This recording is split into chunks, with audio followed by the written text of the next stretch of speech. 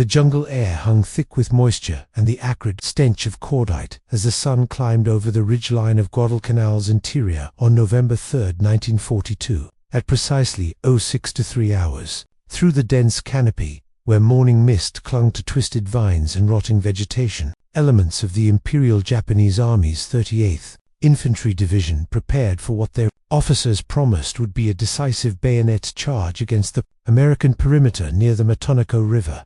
They had done this before, screaming out of the darkness, relying on shock, cold steel, and the warrior spirit that had carried them across China, Malaya, and the Philippines. But as they fixed bayonets and checked their Arisaka Type 38 rifles, the veterans among them felt something different in the humid air. A wrongness. In previous engagements, the Americans had broken. They retreated. They died in confusion. Now, 3 months into the campaign, something had fundamentally changed. U.S. Marine Corps After Action Report. 1st Marine Division, November 1942. The charge began at 0640 hours. 200 men surged forward through kunai grass, taller than a man's head, their war cries splitting the dawn. They expected the familiar rhythm of combat: close the distance, absorb casualties, reach the enemy line before the Americans could reload their bolt-action rifles. For 15 years, this calculus had worked. The Type 38 rifle fired a 6.5mm round with respectable accuracy out to 400 meters.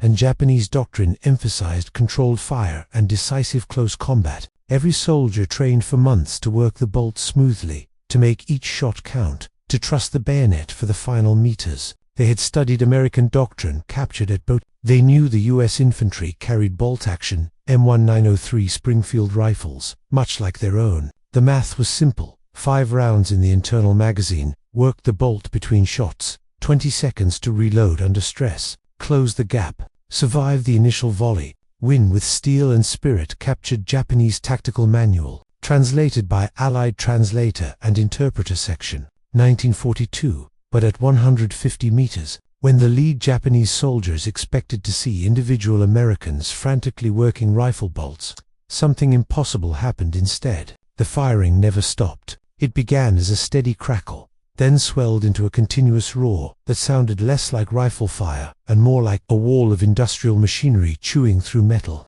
There were no pauses, no gaps to exploit, no desperate seconds while the enemy reloaded, just an endless, hammering cascade of .3006 rounds that shredded the kunai grass, splintered trees, and turned advancing men into broken shapes in the mud. Japanese soldiers hit the ground, confusion replacing confidence. Their officers screamed orders that made no sense anymore. The Americans weren't reloading. How could they not be reloading? U.S. Army Historical Division, Guadalcanal Campaign Report, 1949.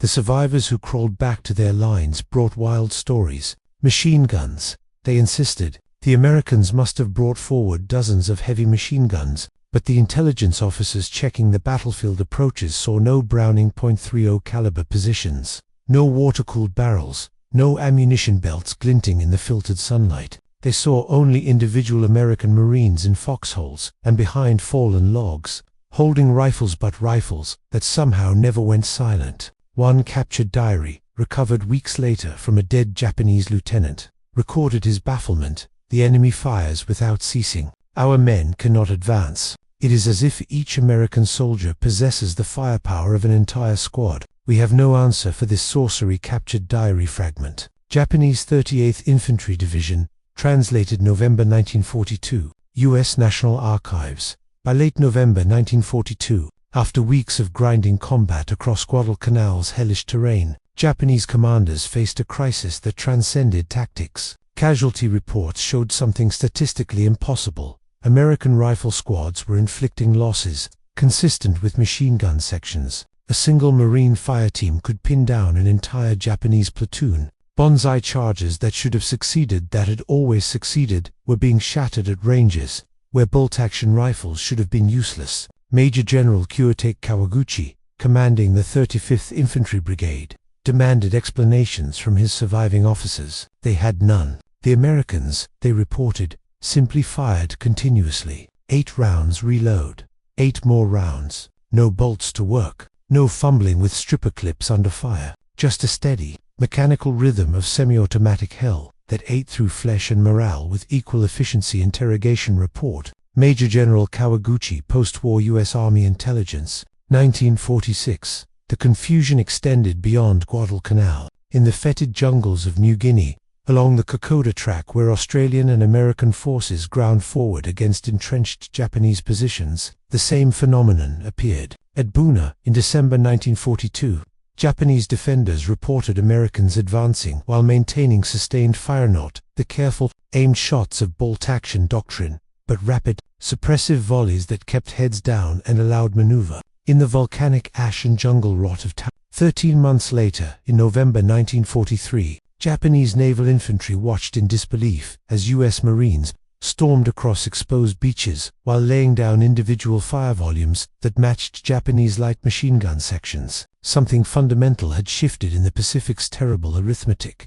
something the Japanese High Command didn't fully understand and couldn't replicate. A strategic bombing survey. Pacific War Report, 1946. The weapon responsible would eventually be recognized as one of World War II's most decisive technological advantages, a firearm that fundamentally rewrote infantry combat doctrine and gave every American rifleman the sustained firepower previously reserved for support weapons. But in late 1942, as Japanese forces reeled from defeats at Guadalcanal and Papua, their engineers and ordnance officers had only fragmentary intelligence, captured equipment reports, and the desperate questions of frontline commanders who watched their attacks disintegrate against an invisible wall of lead. The answer lay in factories across the United States, in the genius of a Canadian-American designer who had solved problems the military establishment claimed were impossible, and in a rifle that would fire over 4 million rounds in testing without a single critical failure. When Japanese engineers finally got their hands on intact examples and subjected them to rigorous analysis in their testing facilities, the reports they filed would confirm their worst strategic nightmare. America hadn't just built a better rifle, they had industrialized a revolution in infantry firepower that Japan, with its limited industrial base and outdated doctrine, could never hope to match. The tests would reveal exactly how wide the gap had become, how impossible it would be to close. The weapon that shattered Japanese infantry doctrine across the Pacific was deceptively simple in appearance. The M1 Garand, a semi-automatic rifle that represented the culmination of nearly 2 decades of stubborn engineering genius by a self-taught Canadian immigrant named John Cantius Garand, working in near obscurity at Springfield Armory in Massachusetts. Throughout the 1920s and 1930s, Garand had solved the fundamental problem that defeated every previous military semi-automatic design, creating a rifle reliable enough, durable enough, and simple enough to replace the bolt-action weapons that had dominated warfare since the 1890s. When the U.S. Army officially adopted his design in January 1936, skeptics abounded. Semi-automatic rifles were temperamental, they argued, too complex for average soldiers, too fragile for field conditions, too expensive to mass produce. Garand proved them catastrophically wrong. Technical Manual TM 9100522210, War Department, 1943. The M1 Garand weighed 9.5 pounds unloaded and measured 43.6 inches in length, firing the powerful .306 Springfield cartridge from an 8-round N-block clip that fed directly into the action. Its revolutionary gas separation system tapped propellant gases from a port near the muzzle, driving a piston that cycled the action, ejected the spent cartridge, and chambered a fresh round in a fraction of a second. A trained rifleman could empty all 8 rounds in under 5 seconds with aimed fire, then reload in 2 seconds by pressing a fresh clip into the exposed receiver. The distinctive ping of the ejecting clip became one of the war's most recognizable sounds. More importantly, the rifle delivered semi-automatic fire 1 round per trigger pull without the shooter ever removing the weapon from his shoulder or breaking his sight. Picture, an American rifleman could engage targets continuously at effective ranges out to 500 yards, while a Japanese soldier with a bolt-action, Arisaka, could fire perhaps 15 aimed rounds in the same period, losing precious seconds working the bolt after each shot. Aberdeen Proving Ground Test Report. M1 Rifle Endurance Trials, 1939. By 1942, as the Pacific War intensified, production of the M1 Garand had reached industrial scale. Springfield Armory in Massachusetts and Winchester Repeating Arms in New Haven Connecticut, operated around the clock. Their assembly lines staffed by thousands of workers, many of them women who built over 4 million M1 rifles before war's end. The manufacturing tolerances were precise but achievable. Receivers forged from ordnance steel, barrels rifled to exacting specifications, gas systems calibrated to function in temperatures ranging from Arctic cold to tropical heat. Quality control engineers tested random samples by firing thousands of rounds through single rifles, checking for parts breakage, accuracy degradation, and feeding malfunctions. The failure rate was astonishingly low. One test rifle at Aberdeen Proving Ground fired over 50,000 rounds before experiencing a broken part, and even then, the soldier could replace the component in minutes with basic tools. Springfield Armory Production Report, December 1943. Japanese engineers first examined captured M1 rifles in early 1943 at the Army Technical Bureau facilities outside Tokyo. The weapons arrived from Guadalcanal, stained with jungle rot and coral dust but still functional. The ordnance officers conducting the evaluation approached the task with professional thoroughness, stripping each rifle completely, measuring components with precision calipers, testing the metallurgy of critical parts, and conducting firing trials with captured American ammunition. Their report, filed in March 1943, read like a technical eulogy for Japanese small arms doctrine. The M1's rate of fire, they calculated, gave each American rifleman firepower equivalent to 3 Japanese soldiers with Arisaka rifles. The semi-automatic action allowed sustained suppressive fire that bolt-action weapons simply could not match. Perhaps most damning, the rifle's manufacturing quality and design simplicity meant the Americans could produce them in staggering quantities, something Japan's strained industrial base, already struggling to build aircraft and ships, could never replicate. One Japanese engineer's marginal note, preserved in captured documents, summarized the strategic implications with chilling clarity. "We are attempting to fight a 20th century war with 19th century rifles. The Americans have industrialized superiority at the individual soldier level. This cannot be overcome with spirit alone." Captured Japanese Army Technical Bureau Report, translated by Allied Technical Intelligence, March 1943. U.S. National Archives. The brutal reality of this firepower gap crystallized during the battle for Tarawa Atoll in November 1943, where the 2nd Marine Division assaulted the heavily fortified island of Betio against 4,500 entrenched Japanese naval infantry. The assault began at 0900 hours on November 20th, under a dawn sky streaked with smoke from naval bombardment. As Higgins boats and Amtraks ground toward the beaches designated Red 1, Red 2, and Red 3, Japanese defenders from the Special Naval Landing Force watched from reinforced bunkers and palm log fortifications, their weapons trained on the reef line where they expected the Americans to falter. They had prepared for months, constructing interlocking fields of fire, positioning machine guns to sweep the beaches, laying wire and mines in killing zones measured with surveyor's precision. Their own rifles, primarily Type 38 Arisakas and some Type 99 models, were zeroed for distances measured in meters from the seawall. Every defender understood the mathematics of bolt-action warfare. Make each shot count. Work the bolt smoothly. Hold until the enemy closes. Then rely on machine guns and grenades for the final defense. U.S. Marine Corps Historical Monograph. The Assault on Tarawa, 1947. But as Marines splashed ashore through waist-deep water, many disembarking hundreds of yards from the beach when their landing craft grounded on unexpected coral reefs, they advanced while firing their M1 Garands from the shoulder, a technique impossible with bolt-action rifles. The semi-automatic fire allowed them to lay down suppressive volleys while wading through the killing zone, keeping Japanese defenders' heads down during the most vulnerable moments.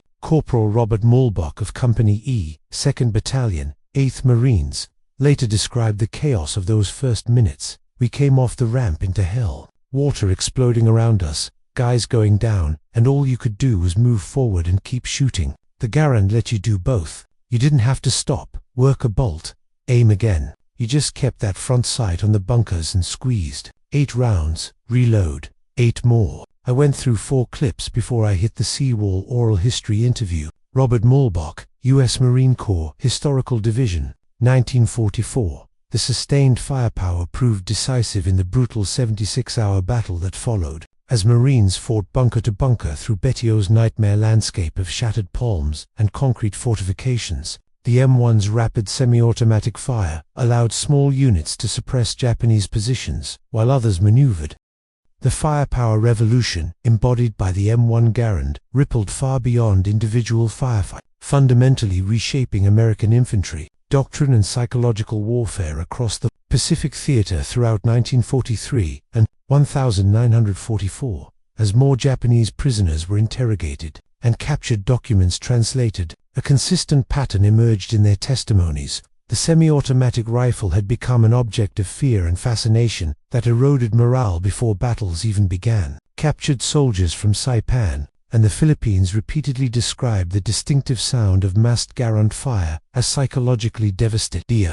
Mechanical thunder that signaled not just superior firepower but superior industrial might. Japanese infantrymen, many of whom had trained for years with their Boltacashin rifles and believed in the supremacy of disciplined marksmanship and spirit, found themselves outmatched by American troops who could sustain fire rates previously associated only with machine gun crews. One interrogation report from a captured sergeant on Iwo Jima in March 1945 revealed the depth of this demoralization.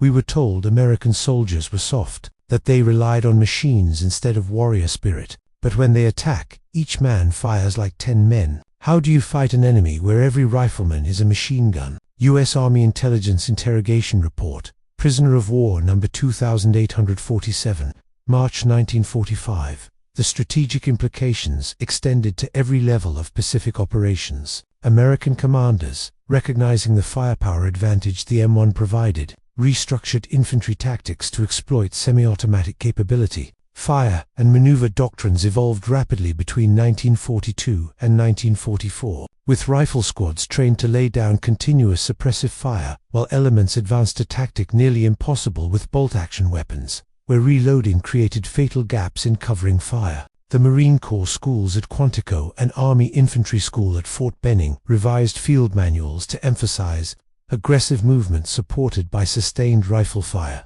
transforming American infantry from the cautious, methodical formations of 1941 into mobile strike forces capable of overwhelming defensive positions through sheer volume of accurate fire. Staff Sergeant John Basilone, Medal of Honor recipient from Guadalcanal, who later trained new Marines stateside, drilled recruits relentlessly on the Garand's capabilities.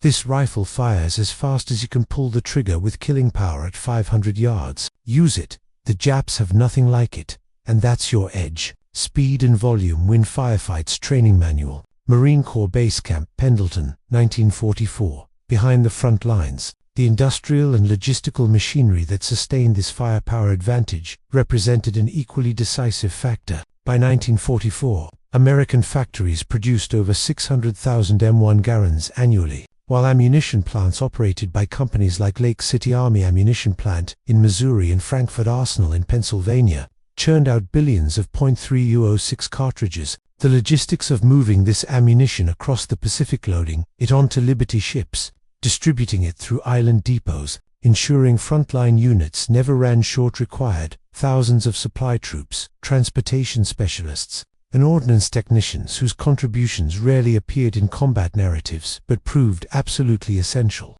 Armorer sergeants in rifle companies conducted daily maintenance on M1 rifles, replacing worn gas cylinder locks, adjusting trigger assemblies, and ensuring that weapons functioned flawlessly in environments ranging from New Guinea's torrential rains to the volcanic ash of Iwo Jima. Technical Sergeant Raymond Porter, an ordnance specialist with the 1st Marine Division, spent 3 years in the Pacific maintaining and repairing M1 rifles under combat conditions. "We'd get rifles caked in sand, dropped in salt water, half buried in mud. The beauty of Garand's design was you could strip it, clean it, and have it firing again in 20 minutes. Try that with a more complex weapon. The simplicity was genius." Oral History Collection, National World War II Museum, Raymond Porter interview, 1998. The Japanese military never closed the firepower gap, despite desperate efforts to develop their own semi-automatic rifles, including the Type 4 and Type 5 prototypes tested in 1940 for production challenges.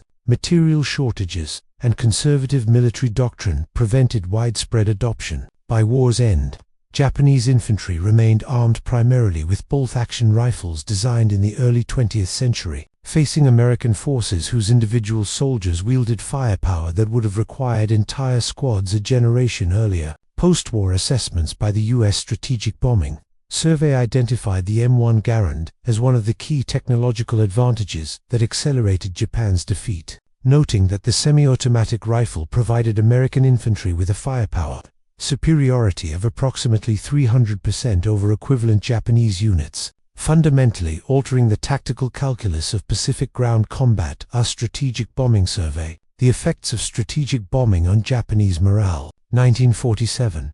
The M1's influence extended far beyond 1945, shaping infantry weapons development for decades. General George S. Patton famously called it the greatest battle implement ever devised, and his assessment proved prescient as the rifle saw extensive service in Korea from 1950 to 1953, where its range and stopping power proved superior to the Soviet-designed SKS carbines and PPSH submachine guns employed by North Korean and Chinese forces. American soldiers fighting in the frozen mountains around the Chosin Reservoir and the hills of the Pusan perimeter relied on the same M1 rifles their fathers had carried across the Pacific, and the weapon performed with the same reliability in sub-zero temperatures that it had demonstrated in tropical jungles. The rifle remained in U.S. military service until the early 1960s, finally replaced by the M14 itself, essentially a selective fire evolution of Garand's original design. Even in the 21st century, the M1's influence persists in modern semi-automatic rifles that trace their mechanical lineage directly to John Garand's gas-operated system perfected in the 1930s. U.S. Army Ordnance Historical Records, Small Arms Development, 1945 to 1963. The human dimension of this technological revolution deserves final recognition. John Cantius Garand, who spent 25 years perfecting his rifle design, never received royalties for his invention despite it becoming one of history's most produced military rifles. He worked for a government salary at Springfield Armory, driven by engineering passion rather than profit, and died in relative obscurity in 1974. The thousands of factory workers who built over 5 million M1 rifles, particularly the women who staffed production lines while men fought overseas, received little recognition for their contributions to victory. Yet their collective effort, translating Garand's genius into industrial reality, gave American soldiers a weapon that fundamentally altered modern warfare's balance. In the volcanic caves of Iwo Jima, the jungles of Guadalcanal, and the beaches of Tor, that advantage measured not just in rounds per minute, but in lives saved and battles won. A Japanese officer's diary, discovered in a cave on Okinawa in June 1945, offered perhaps the most fitting epitaph for the firepower gap that defined the Pacific War. We trained for years to master the rifle. They built a rifle that mastered war itself. Captured diary, unidentified Japanese officer, 32nd Army, June 1945, U.S. Army translation. The lesson transcended any single weapon or conflict. In industrial warfare, technological superiority at the individual soldier level multiplies across every engagement, every battle, every campaign, until it becomes strategically decisive. The M1 Garand proved that sometimes the difference between victory and defeat comes not from grand strategy or superior numbers, but from giving each soldier a tool that makes him 3 times more lethal than his opponent. In the brutal arithmetic of 20th century combat, that equation proved impossible to overcome with courage alone.